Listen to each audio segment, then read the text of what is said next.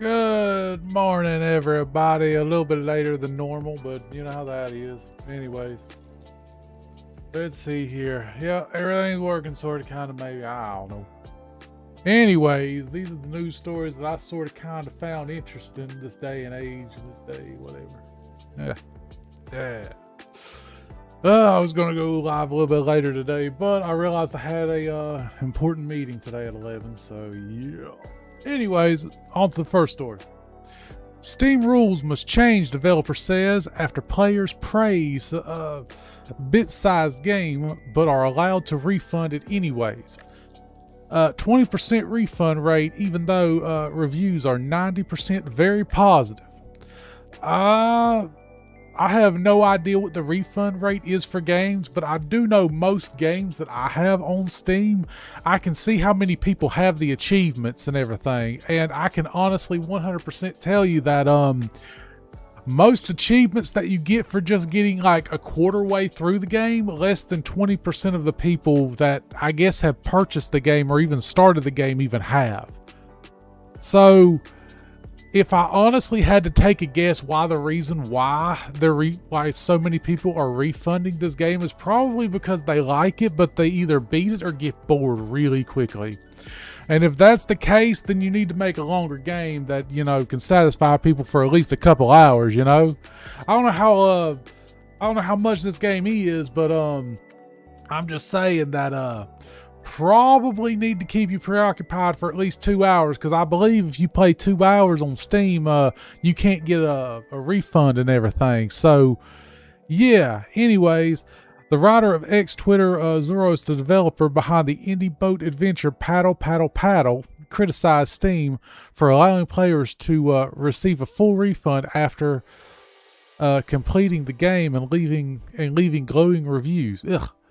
Well, again, I think Steam's refund thing is pretty automated, honestly. And if you can beat a game in like less than 2 hours, you probably need to make either a more challenging game or a longer game. I'm just saying, I actually agree that Steam should keep their stuff the same, because if Paddle Paddle Paddle can't even keep you preoccupied for 2 hours or so, or whatever the time limit is for a Steam refund, then Steam is literally just going to be flooded with games just like this that are probably just AI slop. Like, I'm not saying this game is. It's probably made by humans with care and love and everything. But I'm just saying it's going to open up the floodgates for a bunch of like dollar games that like you literally open it, you beat it in like less than 20 minutes and no Steam refund because you completed the game 100%. I'm just saying, like, if I pay more than $1 for something, it should be able to keep me preoccupied for, I don't know, at least a couple hours. I don't know how much Paddle Paddle Paddle is. I probably need to look it up real quick. I don't know though. This should not be possible, Zoros stated, claiming that Paddle Paddle Paddle had been widely praised but still subject to 21% refund rate from players who finished their time with it. Within Steam's refund time window on Steam, its review average is very positive, and it is clearly on sale for $3. So the game is okay. So I wish I would have read that before I made my previous statement, but I still stand on it, honestly. If a game is like $3, honestly, like, I think Fallout New Vegas right now, the basic game is on sale for like $5. So if I had to choose between having Fallout and this, like, it's no brainer. And like, Fallout's literally going to keep you entertained for like 20 plus hours if you do all the side missions and everything else.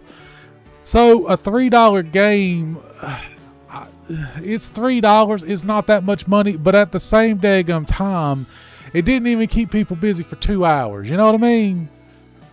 It's hard to have a lot of sympathy for them. And I guarantee you, if people weren't able to get a refund and everything, they probably would leave really bad reviews.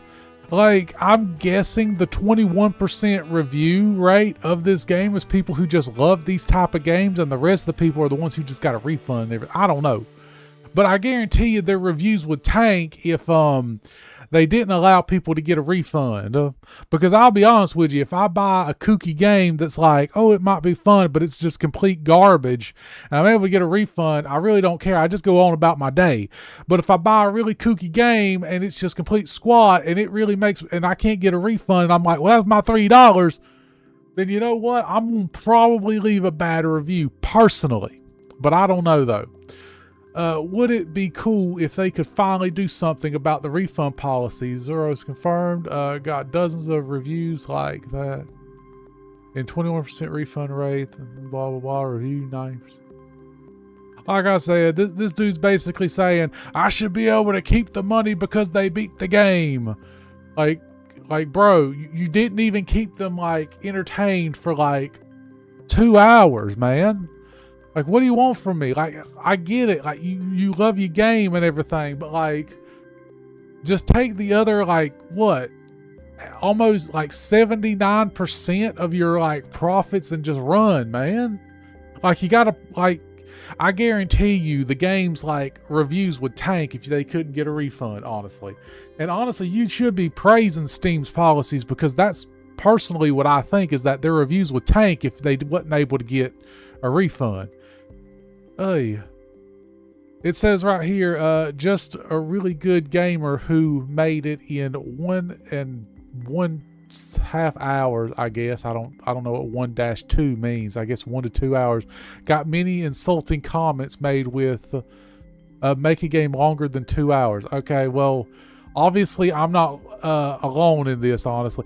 Honestly, I feel like if it kept me personally like entertained for like less than 2 hours, but it was like a 50-cent to $1 game, I wouldn't seek a refund, because it takes like sometimes 3 or 4 days for the money to hit your account anyways, and it was just $1. So what, you know, some people are just stingy like that though, honestly. And I feel like if it gets out there that people can beat this game in under 2 hours and basically play it for free, that more people are gonna like seek out this game to buy it and then get a refund just to say they did it. Like, I don't know.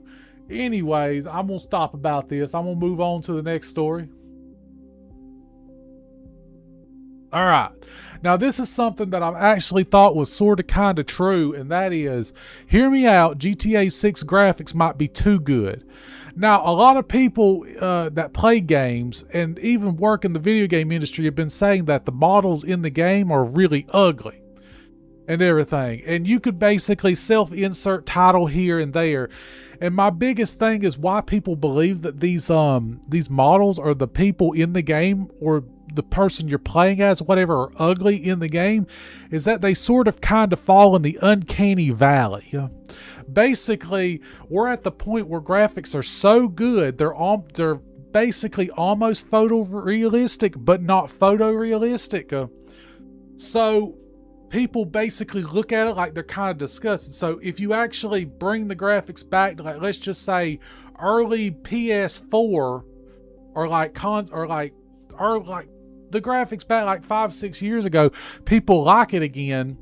You know, look at Pragmata and different other games like that. Like, those aren't cutting edge graphics with all these little details in the face and everything, to me personally, whenever I look at those games. So I literally think that maybe the graphics have gotten too good, but not good enough. We're going to have to skip over the next, I think, 1 or 2 generations of graphics before people actually start saying that the models look good again, like they did back like 5 years ago or such. Because people look at these models and they basically are like, they don't look good to me, and they can't really put a finger on why they don't look good. And I think it's more or less that they just don't move right, and the facial features and stuff don't move right, and everything just don't look correct. You know what I mean? Like, it's a face, but it's not. You know what I mean? So I think video games fall in that uncanny valley, and I'm really worried about GTA 6 maybe falling into that as well, because there is such a thing as looking too good, at least this day and age. Now, 5-6 years from now, I mean, it might be a very different story. We might be saying, oh, these graphics look so 10 years ago, because we can make such photorealistic graphics that it looks like you're basically walking around IRL, which that's another whole can of worms, honestly, that I don't want to personally get into. But anyways, I don't think I'm going to go into this, but the person right here is saying, I spent the best part of 2 decades writing about graphic design, 3D animation, VFX. So when I say GTA 6 graphics stopped me in my tracks, that's not hyperbolic. That's a genuine, near emotional response. Again, I really am curious to what this person's like natural feeling was the second that they saw the graphics. Like, I wonder if it was like, this isn't human, but what is this? What, you know what I mean? Like, did it fall plainly in the uncanny valley to where they're like, yeah, this is a little bit unsettling, you know what I mean? I don't know though, but I'm going to go ahead and move on to the next thing. And I ain't going to spend that much time on this, but I figured I might as well sort of kind of bring it up, I guess. And that is the latest Steam Deck update improves game resolution, supports upgrades, Steam Machine compatibility. So basically, they're getting the Steam OS ready for the Steam Machine and everything. And they're probably doing as much upscaling as possible to get it at least on the same level as like a PlayStation 5 or whatever the Xbox is nowadays. I don't even know what the Xbox is nowadays. I don't even know. But Valve regularly releases new updates for the Steam Deck and its operating system, the Steam OS, to improve overall user experience. Some updates focus on bug fixes and improving stability, which is pretty much for everything. NVIDIA, Microsoft, heck, even Linux operating systems does that. So, you know, it's kind of just, you know, par for the course there. While other improved new features make existing settings easier to use, meaning the UI interface is basically dumbed down, you know, for the average folks like me.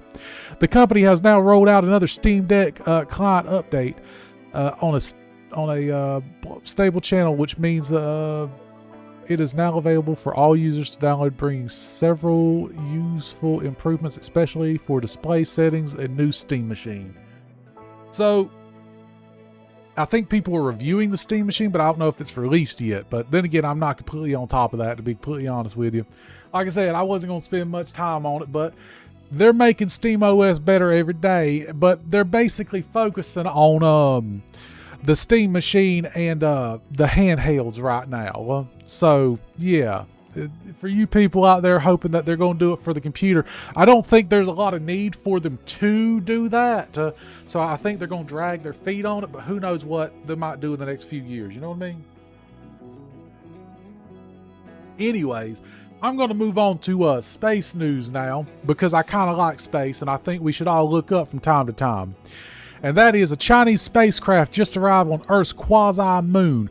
Now, I know I brought this up, and they called it a mini-moon back then, but I kind of like saying the word quasi, so I'm going to say quasi now.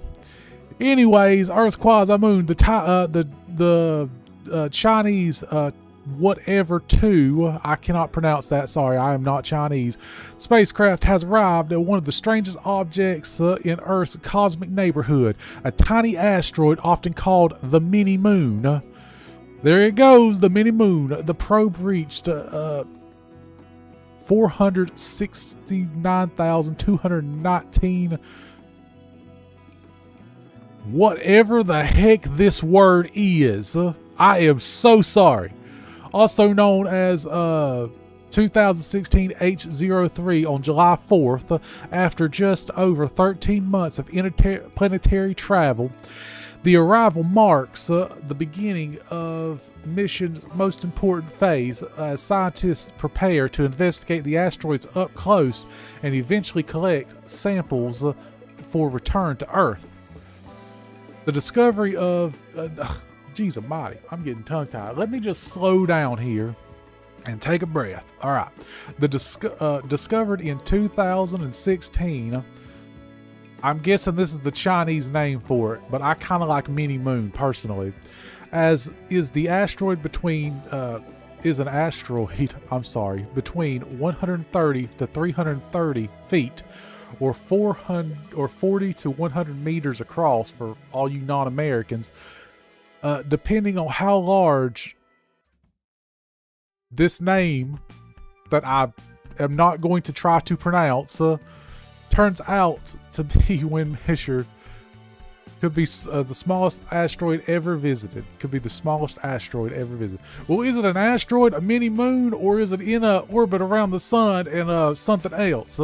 Now I get it. We can't call it a planet because it's not exactly round. If you catch my drift, but we need to like 100% clamp down what this thing is: an asteroid, a mini moon, a quasi moon, or just something that's just dangling out there in front of us. I don't know. Anyways, although the constant comparison in space, whatever.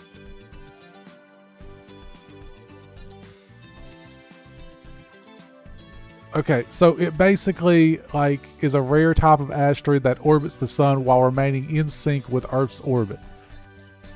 So yeah. Anyways, I know I've kind of went over that before, but anyways, I figured it would be like more I don't know, sciencey, I guess. I don't know. Anyways, I guess I'm gonna move on to the next story. If you really care about it, you can keep on going about it. But this is something that I really like to see too. And that is Japan's space probe skims asteroid in test for planetary defense. And I'm so glad another country other than America is thinking about planetary defense. That being said, I don't know when the last time America did anything for planetary defense other than make a movie like Armageddon or Asteroid. You know what? There's a lot of like asteroid movies and junk. So yeah, there's like a lot, honestly. And I think a majority of them are American, but I don't know. Anyways, but Japan's space probe skims asteroid for tests for planetary defense. The Japanese space probe performed a flyby of the near-Earth asteroid on Sunday in a test mission for technology that could help protect the planet from space rocks. Now, I really enjoy seeing space agencies talking about how they're going to deflect giant rocks into space because it makes me feel better and I sleep better at night. The fridge size, so wait a minute, this thing was tiny. Wait a minute, what the heck? Anyways, they named it even though it's only the size of a refrigerator. If it's like, okay, I guess, you know, was due to flying 800 meters or 0.5 miles of asteroid, blah, blah, Japan's Aerospace Agency scientists earlier trial run. Okay, so it got close as like 0.5 miles of the asteroid.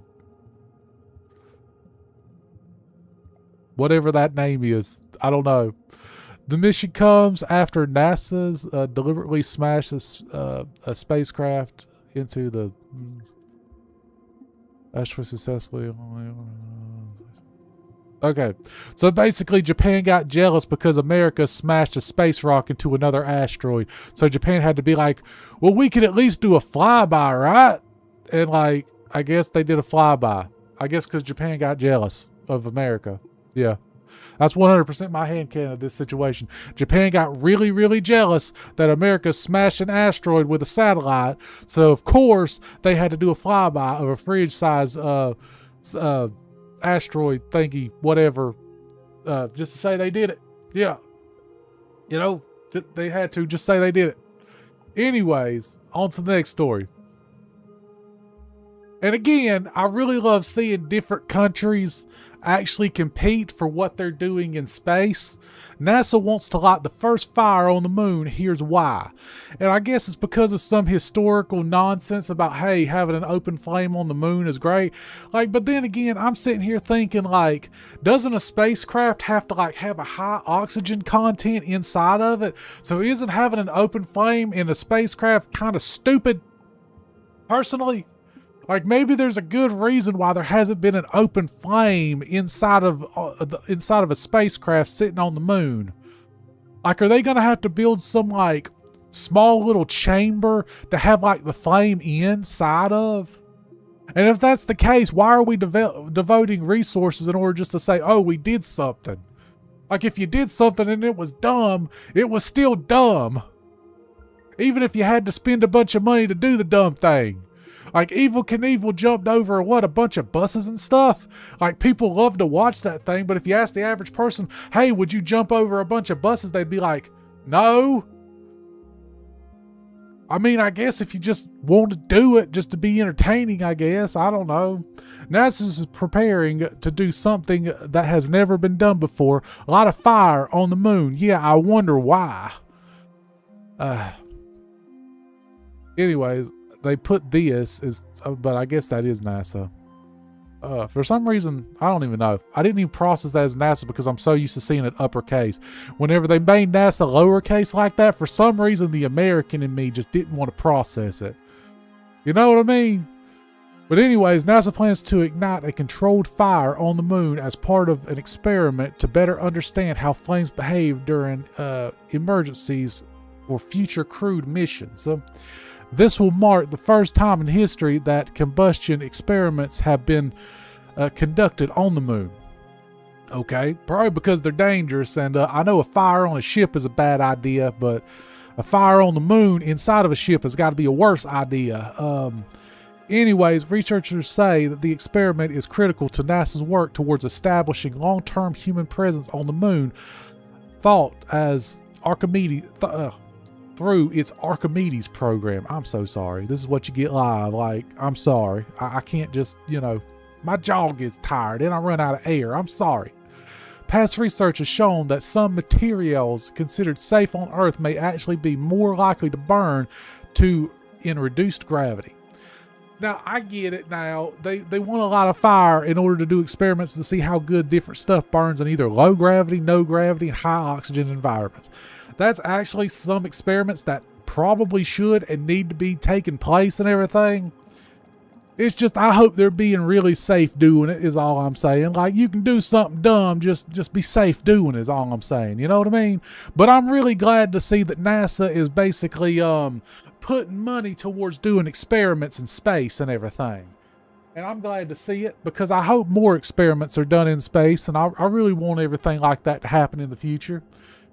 Because I want to get on a spaceship before I die, basically. But that ain't going to happen because I ain't no astronaut. So maybe when I'm 90 and like have an exoskeleton suit, maybe space travel is like accessible to the common man. But I doubt that's going to happen. But a man can dream. A man can dream every day of the week. Anyways, I will move on to the next story. And this is the last story to do with space and everything. And that is, Mars once had a magnetic field strong enough to deflect solar winds just as Earth's does now. When it collapsed, the planet lost its atmosphere and its oceans within a geographically brief period, transforming the world that may have held life into a frozen desert it is today. Now, I think this is something that I've always sort of had as headcanon, which is you have to have a stable atmosphere for life to exist on a planet. And that means you have to have a magnetic field around the planet. Either that or you're going to have some weird wonky stuff like floating around and moving around if you ain't got like a something going on. I'm just saying, honestly. Now, I'm personally sitting here like, we don't know for sure if Mars had a magnetic field or not or whatever. But if this is 100% true, I don't know. Maybe we could bring it back one day. Or whatever. But like, I do think that the magnetic field is very important and we should treasure it. And if something's going on with the magnetic field, we should probably look into it. And for the love of all that is good, please do not do like the Americans did in that movie, The Core, whenever they shocked the core with a bunch of electricity and junk. Because then it stopped the magnetic field and then we were all messed up. But they were able to get it started back again at the end of that movie. And again, this is a movie. It is not real life. But anyways, protect the magnetic field, people. I won't get on from that because, I don't know. It's not something a lot of people, care a lot about. So, anyways, this is the last this is not really, I said that was the last sort of space news. I forgot about this until it popped back up on my thingy or whatever. But this sort of has to do with Earth too, so yeah. Anyways, Australia's space agency reveals likely origin of mysterious space balls found in Queensland's beach. Now, whenever I read this news article, I immediately thought of the movie Spaceballs. And then I was literally like, we need to make sure the air doesn't get too thin. Because they were running out of air in that movie and everything. But, I have no idea what this word is. Anyways, they said our objects consist of debris from a foreign rocket body that has recently re-entered the Earth's atmosphere. Now, I'm wondering, this happened in, I believe, Queensland's Australia, because this is the Australian Space Agency right here. And it was found in northern Queensland. Now, I'm wondering to myself, what foreign space agency is littering in Australia? Australia should be able to find the space agency for cleanup, I'm just saying. Like, if I can't throw a can out my car window and not get pulled over for littering every 5 seconds, 5 minutes, 5 days, then you know what?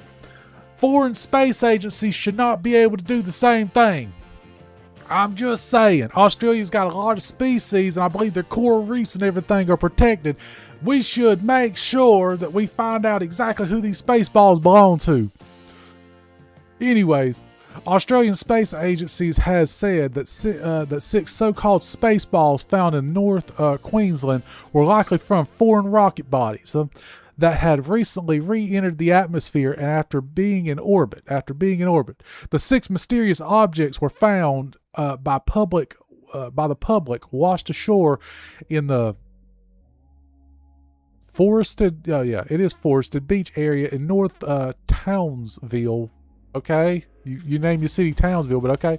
On Friday, Saturday, and Sunday were suspected to contain hazardous chemicals. So yeah, that's another thing.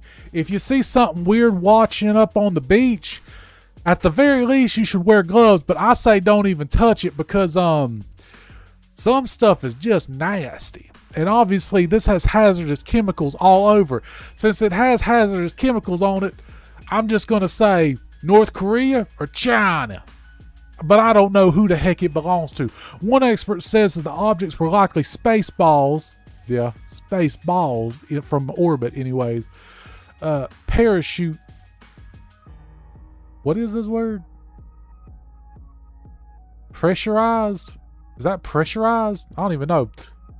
Fuels and other the most common type of space debris full of fall to Earth after the rocket launch. Police and fire authorities explained that the debris and enforced the 50-meter exclusion zone around the objects at the weekend. Okay, so they put a 50-meter. I have no idea how big a 50-meter thing is. I'm guessing that's like maybe 10 car lengths. Maybe, I don't know, like maybe 50 yards too. If you want to get more scientific about it, I guess. I don't know how big a meter is. Anyways, but they made an exclusion zone around him, and people was very worried about these interstellar space, or these orbital space balls, as they were called. The space agency said recovered objects appear pressure vessels from a space launch vehicle. So they 100% know where these things come from. They're either American, Chinese, North Korean, or Japanese, honestly, because I can't think of any other places washing ashore from there or whatever. But then again, I don't know, man.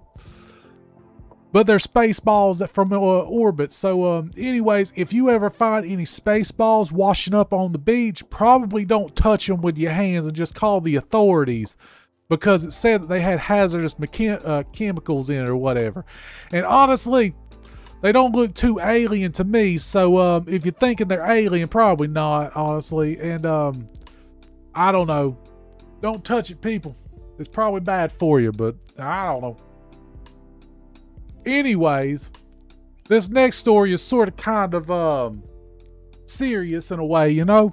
And that is wildfires rage across southern Europe, forcing thousands to flee their homes. Now, I didn't know anything about these wildfires, but it popped up sort of kind of on my feed today and everything.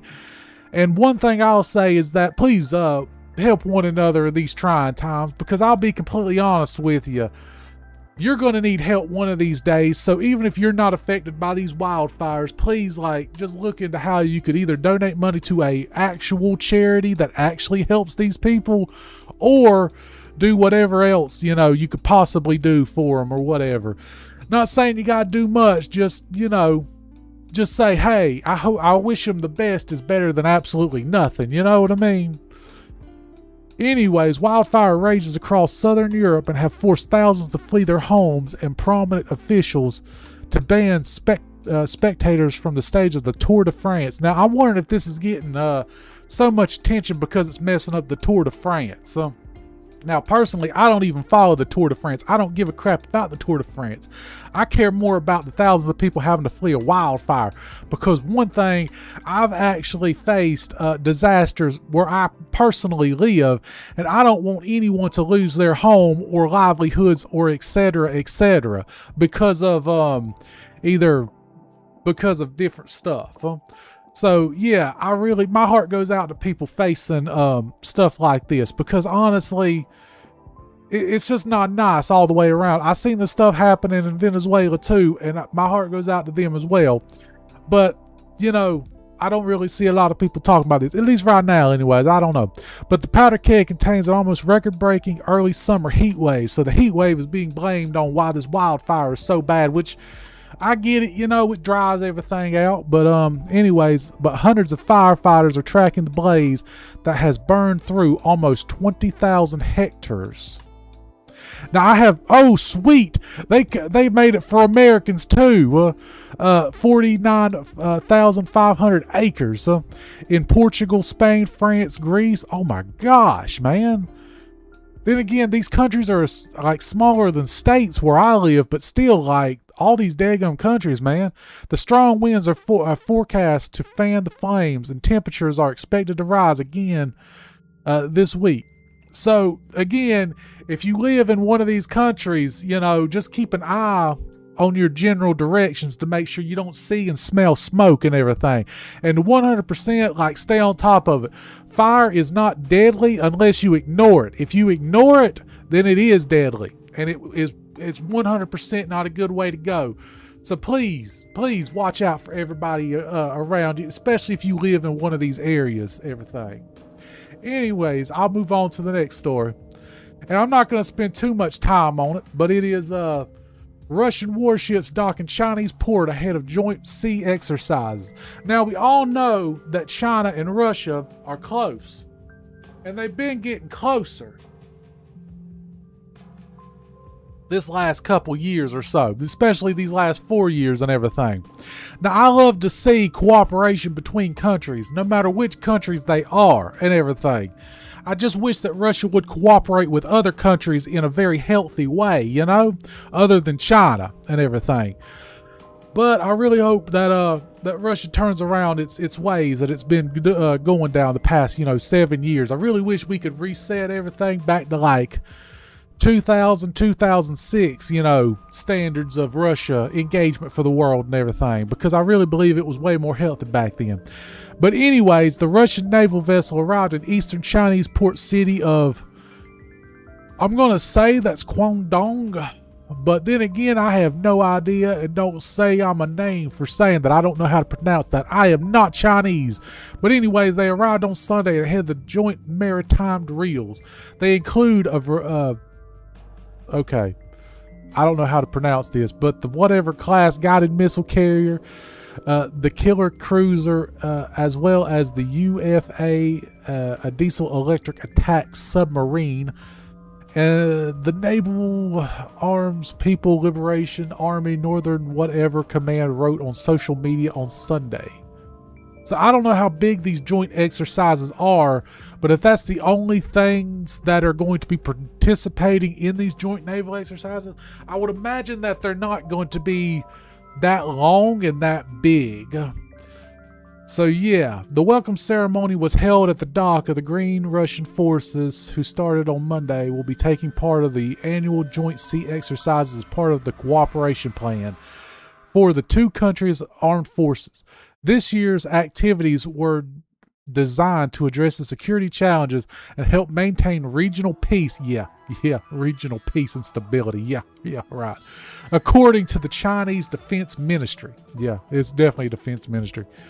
Following the exercises, some of the forces from both sides will proceed for relevant areas of the Pacific Ocean to carry on joint maritime patrols, the ministry said. Yeah, maritime patrols.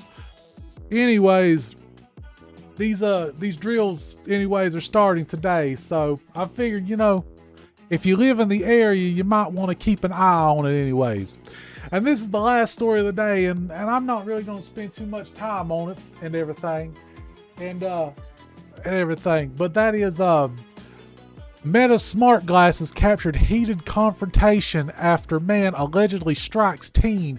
He's 14. Now, I don't want to read too much of this story and everything because I don't know all the details, and I did read a little bit of the story just to because I was just kind of sort of curious, and it never gives anything leading up to the whole confrontation and stuff. So I'm just going to withhold all judgment and just say that I really don't like that these Meta glasses are in the wild and everything is just being recorded nowadays. Now, this might be a perfect example of why they're a good thing and why everything needs to be recorded, because maybe a lot worse things would have happened if the dude didn't know he was on camera, basically. I don't know if the man knew he was on camera or not, didn't know what the Meta glasses are. But if he knew he was on cameras and still acted like this, then yeah, it probably is a good thing that the dude was wearing glasses, these Meta glasses, because worse things could have possibly happened and everything. Now that being said, I still don't like that everything's just being recorded. I enjoy my privacy, and if I just want to walk down the streets and buy like 4 quarts of ice cream, like Google doesn't need to know that I bought 4 quarts of ice cream, Monday, and then I bought another 4 quarts of ice cream Friday. It doesn't need to know that I eat a lot of ice cream, okay? And I don't get on Facebook and junk, but they can easily track that by saying, oh, I picked up this particular person in this particular glasses feed on this particular day, leaving this particular store.